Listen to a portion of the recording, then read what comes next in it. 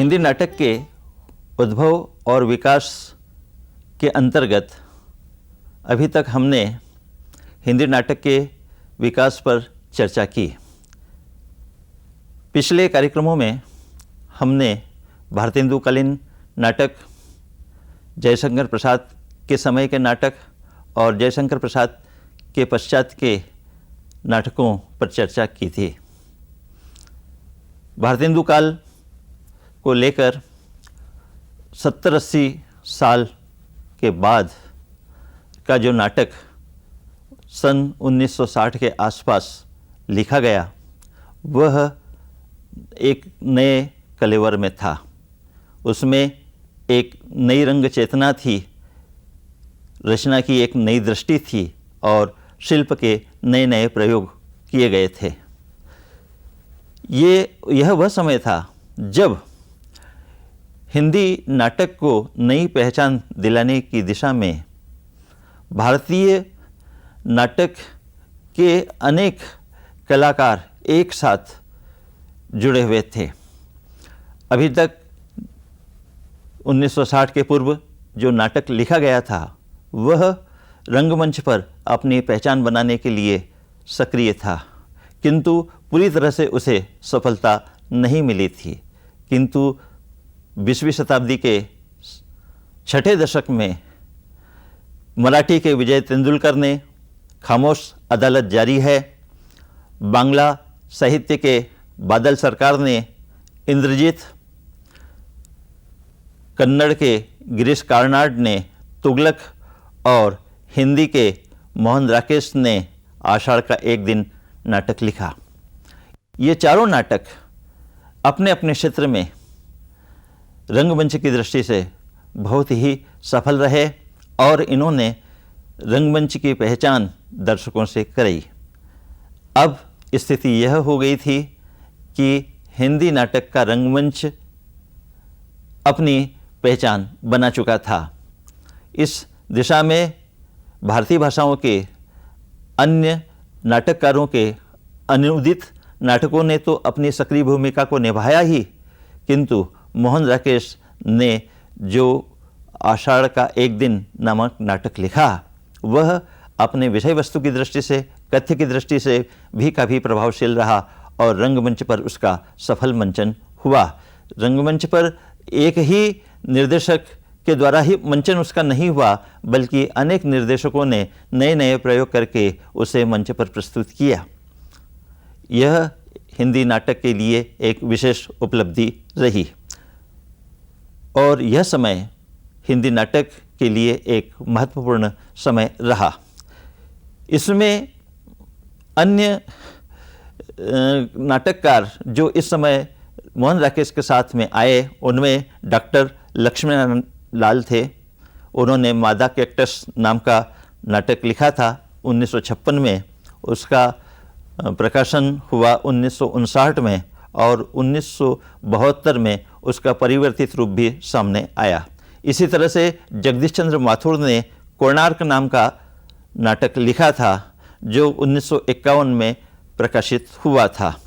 और इसी के साथ साथ धर्मवीर भारती ने अंधायुग नामक गीतिनाट्य लिखा था, जो 1954 में लिखा गया था और 1961 में उसका मंचन हुआ था।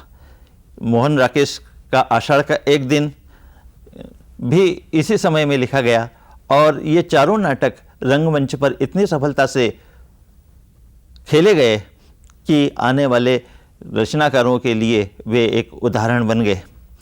एक तरह से देखा जाए तो मोहन राकेश ने जो नाटक लिखने का शिल्प अपनाया और रंगमंच पर प्रस्तुत करने के लिए निर्देशक के साथ तालमेल बिठाया, उस दृष्टि से यह समय बहुत ही महत्वपूर्ण है।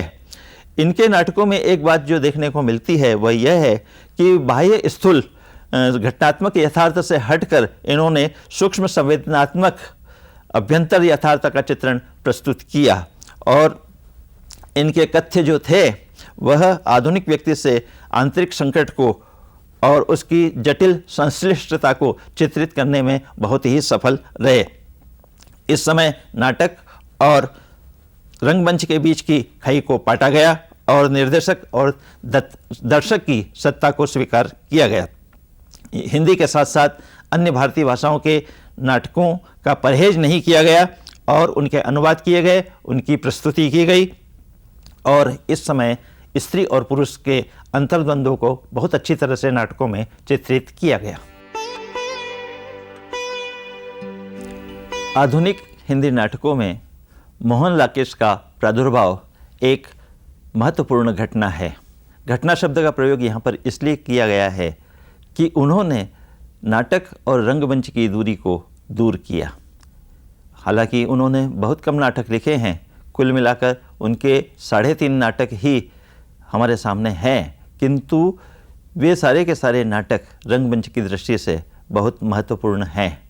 उन्होंने आषाढ़ का एक दिन, लहरों के राजहंस, आधे अधूरे और पैर तले की ज़मीन नामक 4 नाटक लिखे। पैर तले की ज़मीन उनका आधा नाटक था, जिसे उनके मित्र कमलेश्वर ने पूरा किया था। मोहन राकेश के इन नाटकों में विषय वस्तु की दृष्टि से देखा जाए तो इन्होंने आषाढ़ के एक दिन में कालिदास की कथा को लिया है, लहरों के राजहंस में नंद और सुंदरी के प्रसंगों को लिया है, आधे अधूरे में आधुनिक स्त्री और पुरुष के अंतर्द्वंद को चित्रित किया है और पैर तले की ज़मीन में मौत के करीब आते हुए व्यक्ति की जो मानसिकता होती है उसका चित्रण किया गया है। कथा की दृष्टि से इसमें स्त्री और पुरुष के अंतर्द्वंद बहुत अच्छी तरह से मुखर हुए हैं। इन सभी नाटकों में यह बात सामने आई है। कथा का परिवेश चाहे कुछ भी हो, किंतु स्त्री और पुरुष आधुनिक संदर्भों में ही सामने आए हैं। इसलिए रंगमंच, शब्द चयन और निर्देशक के साथ एकाकारिता और लेखकीय अस्मिता को बनाए रखने का प्रयत्न, ये चारों बातें मोहन राकेश के नाटकों में देखने को मिलती है। निर्देशक के आगे इन्होंने हाथ नहीं जोड़े, किंतु निर्देशक के साथ इन्होंने कार्य किया और एक लेखक के महत्व को भी बरकरार रखा। इसके बाद लक्ष्मी नारायण लाल आते हैं।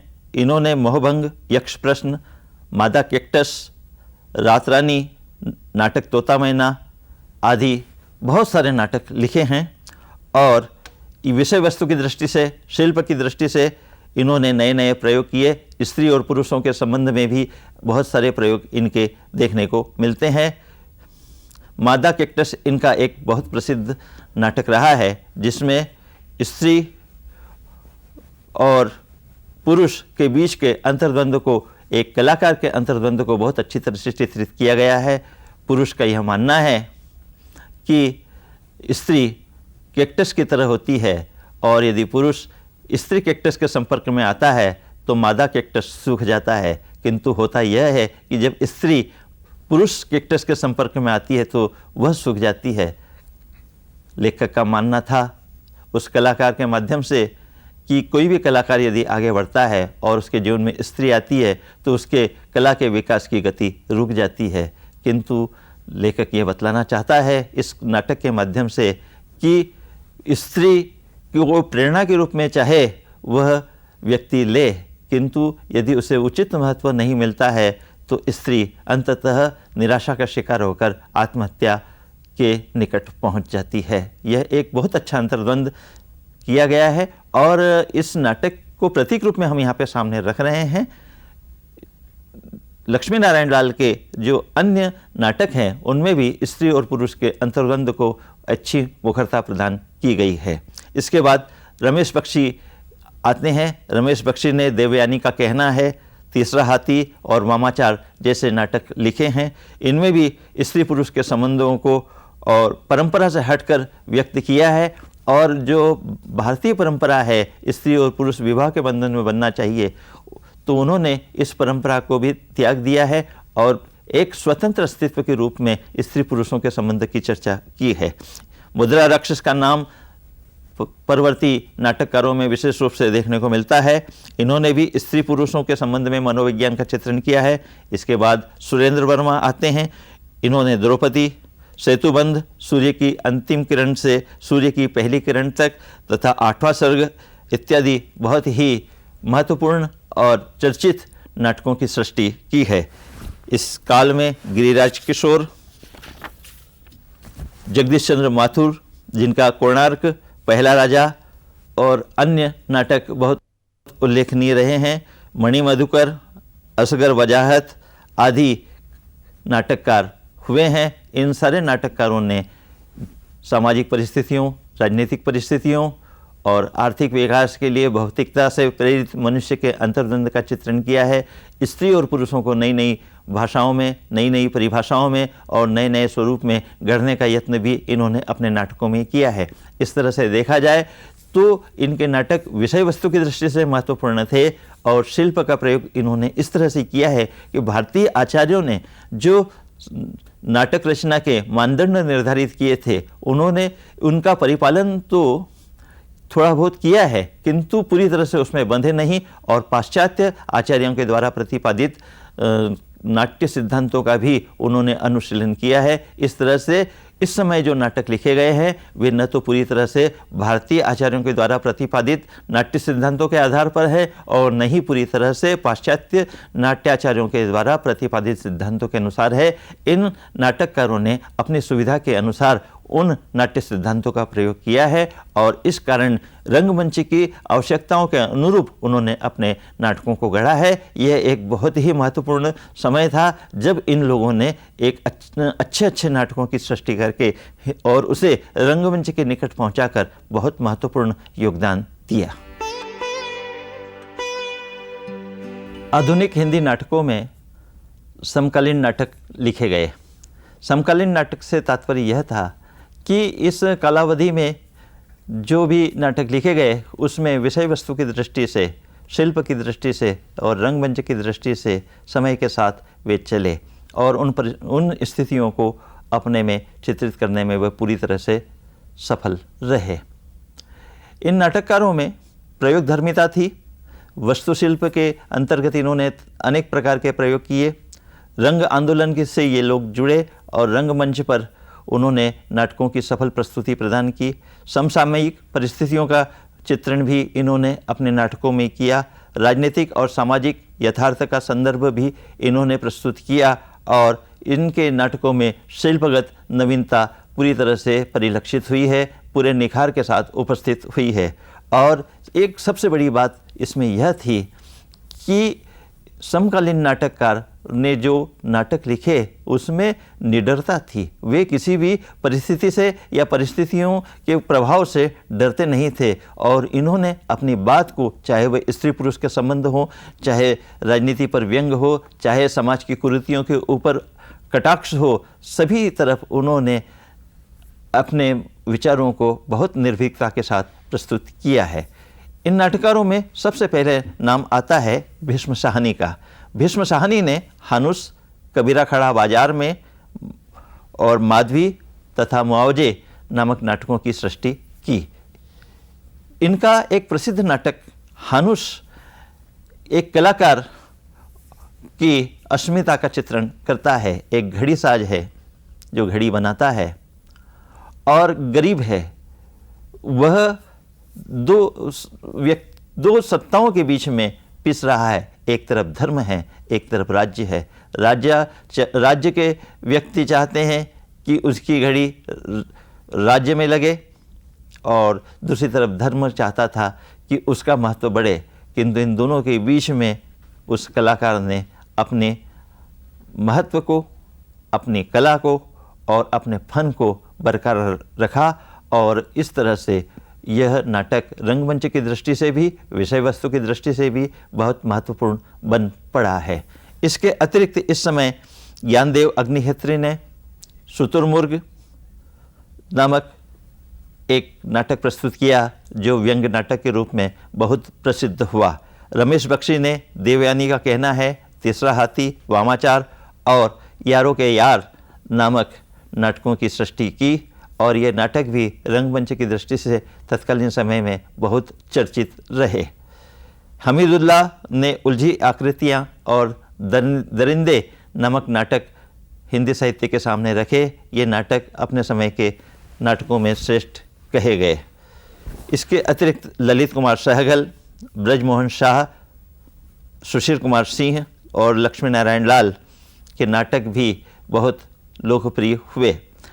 यहाँ पर ब्रजमोहन शाह का त्रिशंकु और शाह ये मात, ये दो नाटक रंगमंच पर बहुत चर्चित रहे और इनका अनेक स्थानों पर मंचन हुआ। लक्ष्मी नारायण लाल का कलंकी, सूर्यमुख, उत्तर युद्ध, एक सत्य हरिश्चंद्र, ये नाटक भी समकालीन नाटकों में बहुत चर्चित रहे। इसके अतिरिक्त चंद्रगुप्त विद्यालंकार, लक्ष्मीकांत वर्मा, सुरेंद्र वर्मा, प्रभाकर श्रोत्रिय, चिरंजीत, विनोद रस्तोगी, अमृत राय आदि नाटककार भी समकालीन नाटक साहित्य के अंतर्गत आते हैं। इसके अतिरिक्त राजेंद्र सिंह बेदी, सुरेंद्र गुलाटी, संतोष नारायण नौटियाल, मृदुला गर्ग, हबीब तनवीर, अमृतलाल नागर भी समकालीन नाटककारों की श्रेणी में आए और इन्होंने अपने श्रेष्ठ नाटकों की रचना की। समकालीन नाटककारों में अनेक नाटककार हैं जिन्होंने अपनी रचनाएं प्रस्तुत की। उसमें त्रिपुरारी शर्मा, नरेंद्र कोहली, शंकर शेष, मुरलीधर अस्थाना, दूधनाथ सिंह का नाम विशेष आदर के साथ लिया जाता है। आधुनिक हिंदी नाटक के साथ साथ जो समकालीन नाटक इस समय लिखे गए थे, उसके अतिरिक्त हिंदी नाटक में कुछ अन्य प्रवृत्तियां भी सामने आई। इनमें कुछ व्यंग्य नाटक थे जो बहुत सफलता के साथ लिखे गए। इस समय जो अन्य प्रवृत्तियां देखने में आई, उसमें कुछ विषय वस्तु से संबंधित नाटक लिखे गए और उसमें विषय वस्तु जो प्रयुक्त की गई थी उसमें नवीनता थी। इसके अतिरिक्त शिल्प का प्रयोग यहाँ पर जो हुआ उसमें भी नवीन अन्वेषण थे और इसके साथ साथ रंगमंच की दृष्टि से भी इनमें बहुत कुछ नए कार्य हुए थे। इसमें एक बात है कि कुछ राजनीतिक और सामाजिक स्थितियों को लेकर बहुत अच्छे व्यंग्य नाटकों की सृष्टि की गई। इसके साथ ही साथ नाट्य प्रस्तुति के शिल्प में भी एक नया बदलाव आया। उसमें सामान्य प्रेक्षागृह के नाटकों के अतिरिक्त मुक्त आकाशी नाटकों की रचना हुई, नुक्कड़ नाटकों की रचना हुई, ध्वनि नाटकों में भी अनेक प्रयोग किए गए। इसी प्रकार मोहन राकेश ने बीज और पार्श्व नाटक नाम की नए नाटकों को भी हमारे सामने प्रस्तुत किया। कहने का तात्पर्य यह है, यह एक ऐसा समय था जिसमें परंपरा के साथ साथ नए प्रयोगों को भी बहुत सफलता के साथ प्रस्तुत किया गया। और एक बात यहाँ पर यह भी देखने में आई कि अनुदित नाटकों का भी हिंदी में अनुवाद किया गया और यह अनुवाद इस तरह से किया गया कि कहीं भी ऐसा परिलक्षित नहीं होता था कि यह अनुवाद किया गया है, बल्कि ऐसा प्रतीत होता था जैसे वास्तव में ये नाटक हिंदी में ही लिखे गए हैं। और इन नाटकों को रंगमंच पर बहुत सफलता से प्रस्तुत किया गया। यह इस समय की विशेषता रही है कि नाटक अनुवाद वाले नाटकों और हिंदी नाटकों के बीच में कोई परहेज नहीं किया गया। इसके साथ साथ निर्देशक और दर्शक के महत्व को स्वीकार किया गया। लेखक जब पहले नाटक लिखता था तो वह इस बात के लिए अपने आप को बांध लेता था कि उसके नाटक में किसी प्रकार का परिवर्तन नहीं होना चाहिए, किंतु जयशंकर प्रसाद के समय में भी नाटकों की स्क्रिप्ट को बदला गया था और मोहन राकेश के समय भी जब लहरों के राजहंस नाटक की प्रस्तुति की गई थी तो निर्देशकों ने लेखक के परामर्श से उसमें परिवर्तन किया था। रंगमंच की अपनी एक अलग भाषा होती है, रंगमंच की एक अलग मांग होती है और नाटक जब लिखे जाते हैं और रंगमंच पर प्रस्तुत किए जाते हैं तो ये दो भिन्न बातें हो जाती है। इन दोनों के बीच में तालमेल होना बहुत ज़रूरी है। मोहन राकेश इस बात के लिए प्रयत्नशील थे कि उनके नाटकों में यदि किसी प्रकार का कोई परिवर्तन किया जाता है तो वह परिवर्तन निर्देशक के द्वारा नहीं होना चाहिए, बल्कि निर्देशक वह अपनी समस्याओं को लेखक के सामने रखता है और लेखक उन समस्याओं को समझकर उसमें परिवर्तन करता है। यह एक अच्छी बात यहाँ पर सामने आई है।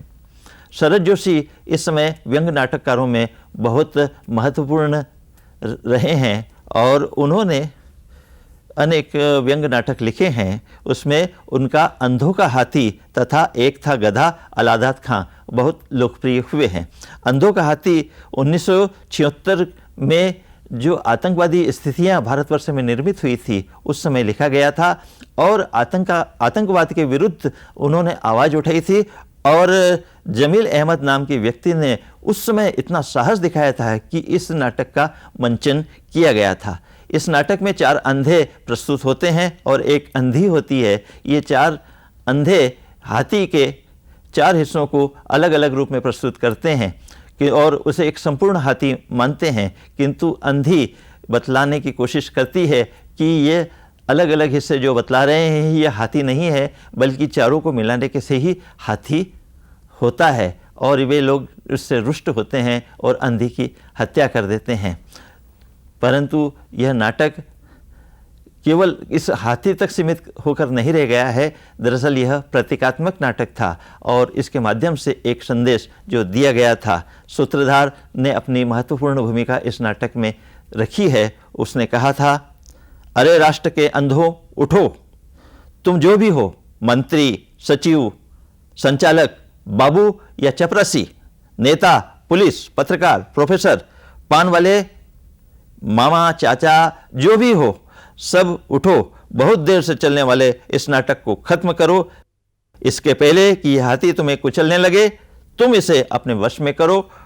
कोई सुन रहा है मेरी बात? और इस तरह से वो इस नाटक को समाप्त करते हैं। यहाँ पर खुले रूप में हाथी को प्रतीक मानकर आतंकवाद के विरुद्ध उन्होंने अपनी आवाज़ को उठाया था। इस समय जो अन्य नाटक लिखे गए उसमें मन्नू भंडारी का महाभोज, सर्वेश्वर दयाल सक्सेना का बकरी भी विशेष चर्चा में रहे। इसके अतिरिक्त इस समय प्रयोग के आधार पर जिन नाटकों की सृष्टि की गई उसमें सुशील कुमार सिंह, कृष्ण कुमार श्रीवास्तव, गिरिराज किशोर, बलराज पंडित, राजन सभरवाल, कृष्ण बलदेव वेद, राधा कृष्ण सहाय, विलास गुप्ते, जगदम्बा प्रसाद दीक्षित और गोविंद चातक के नाटक विशेष रूप से चर्चित रहे। कृष्णा किशोर श्रीवास्तव के नाटकों का मंचन भी किया गया। स्वतंत्रता के पश्चात से लेकर अभी तक हिंदी नाटकों में भारतीय भाषाओं और विदेशी भाषाओं के कुछ अच्छे नाटकों का अनुवाद हुआ और उन्हें रंगमंच पर बहुत सफलता के साथ प्रस्तुत किया गया।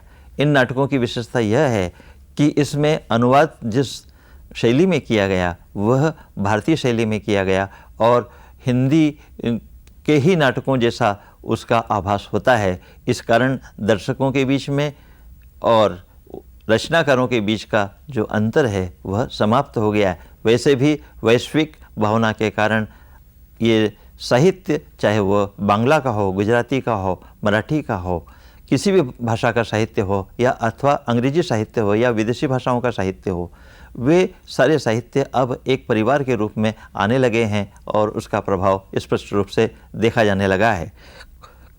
कुछ विशिष्ट प्रकार के नाटककारों का उल्लेख यहाँ पर किया जा रहा है जिनके नाटकों के अनुवाद हिंदी में हुए हैं। कन्नड़ भाषा के आद्य रंगाचार्य और गिरीश कार्नाड का नाम विशेष रूप से उल्लेखनीय है। मराठी भाषा में विजय तेंदुलकर, वसंत कानेटकर, पुरुषोत्तम लक्ष्मण देशपांडे और प्रहलाद केशव अत्रे का नाम विशेष सम्मान के साथ लिया जाता है। इसके अतिरिक्त बंगला भाषा के बादल सरकार, मोहित चटर्जी और उत्पल दत्त के नाटक भी हिंदी में अनुवादित किए गए हैं।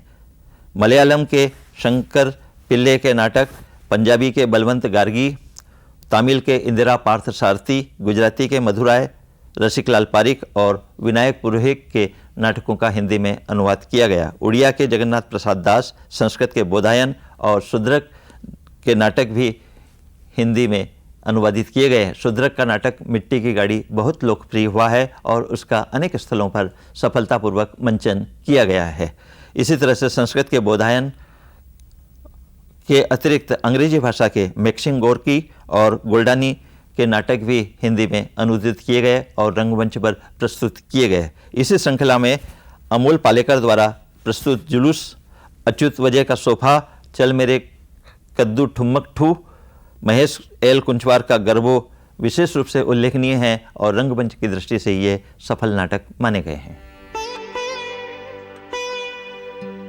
हिंदी नाटककारों ने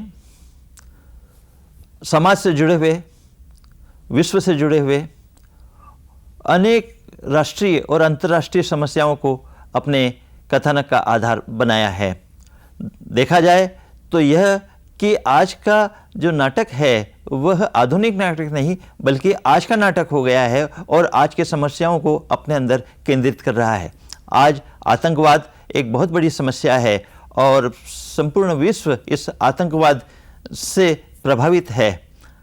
हिंदी के यशस्वी नाटककार डॉक्टर राजेंद्र मिश्र ने अधूरा नाटक नामक एक कृति का निर्माण किया है, जिसमें उन्होंने एक पत्रकार की व्यथा को प्रस्तुत किया है और आतंकवाद से प्रभावित सारी स्थितियों का इतनी सुंदरता से आकलन किया है जो रंगमंच पर बहुत खरा उतरता है। इस नाटक में स्त्री और पुरुषों के आधुनिक संदर्भों को भी अंतर्द्वंद के माध्यम से केंद्रित किया गया है और उनको आतंकवाद की पृष्ठभूमि में बहुत कुशलता के साथ प्रस्तुत किया गया है।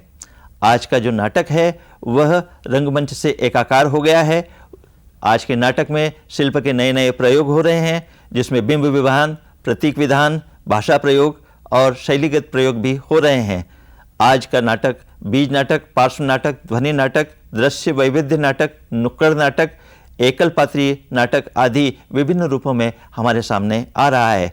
उसमें संपूर्ण एकाग्रता के दर्शन होते हैं। केवल विषय वस्तु को ही रोचक और सरल और सुग्राह्य नहीं बनाया जाता, बल्कि प्रस्तुतिकरण पर भी विशेष रूप से ध्यान दिया जाने लगा है। आज का नाटककार और समीक्षक यह मानने लगा है और उसके साथ साथ दर्शक भी यह मानते हैं कि नाटक तभी नाटक है जब वह रंगमंच पर प्रस्तुत किया जाता है। यदि रंगमंच पर प्रस्तुत नहीं किया जा सकता तो वह नाटक अन्य कृति हो सकता है, नाटक नहीं हो सकता है। यह एक बहुत ही महत्वपूर्ण बात यहाँ पर देखने में आई है। विषय वस्तु में भी नए प्रयोग किए गए हैं, पुराने को आधुनिक संदर्भों में प्रस्तुत किया गया है और पात्र विधान के अंतर्गत अंतर्द्वंद को विशेष महत्व दिया गया है। और नाटक का मतलब हो गया है द्वंद्व। जब तक नाटक में द्वंद्व नहीं होगा तब तक उन्होंने नाटक को महत्वपूर्ण दर्जा नहीं दिया है। नाट्य विडंबना का प्रयोग भी हुआ है। नाटक का भविष्य उज्जवल है क्योंकि नाटककार ने हठधर्मिता छोड़ी है और उसने दर्शकों से और रंगमंच से सीधा संबंध जोड़ा है। किसी समय पारसी रंगमंच का प्रभाव था, आज नाटक के सामने टीवी के चैनल्स विभिन्न सैटेलाइट माध्यमों से आ रहे हैं और वे चुनौती बनकर उपस्थित हुए हैं। आज का कलाकार नाटक के माध्यम से रंगमंच पर अपनी प्रस्तुति तो देता है, किंतु उसकी दृष्टि सीधे टीवी चैनल्स की तरफ जाती है, बड़े पैमाने पर कार्य करने की होती है, फिल्मों की तरफ जाना चाहता है। इसलिए रंगमंच पर काम करने वाले पूरी तरह से रंगमंच के प्रति अपने निष्ठा को दिखला नहीं पाते हैं, परंतु फिर भी यह एक चुनौती है और आने वाले समय में नाटक इससे लड़ेगा। कुल मिलाकर कहा जा सकता है कि हिंदी नाटक उज्जवल है और उसका भविष्य बहुत ही अधिक उज्जवल है और आने वाला समय हिंदी नाटक को महत्वपूर्ण दिशा प्रदान करेगा।